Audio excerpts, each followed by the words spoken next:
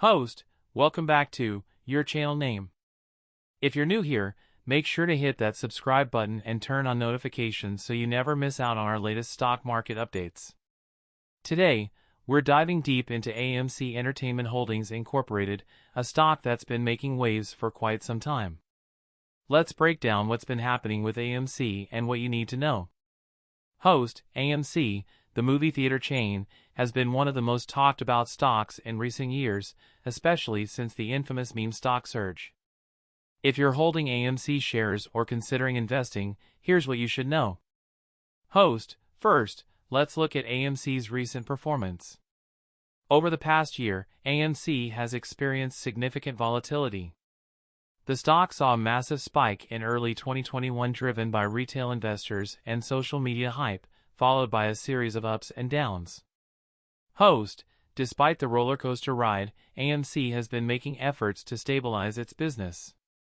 The company has been focusing on enhancing its customer experience by investing in new technologies and renovating its theaters. They're also exploring new revenue streams, including partnerships and possibly even content production. Host, however, it's not all smooth sailing. AMC faces several challenges. The movie industry continues to face uncertainties, with fluctuating box office numbers and changing consumer habits.